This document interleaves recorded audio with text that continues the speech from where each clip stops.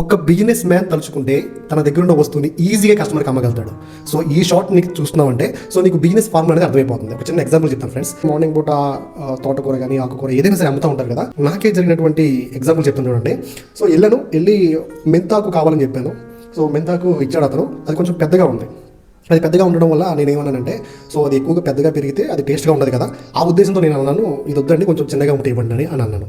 So చిన్నగా ఉన్నది కొంచెం ఇవ్వండి అని అంటే అతను ఏమన్నాడు తెలుసా, విత్ ఇన్ సెకండ్లో తను ఏం ఆలోచించకుండా ఒకటే అన్నాడు, అది చిన్నదైతే పసరకమ్మ కొట్టిద్ది.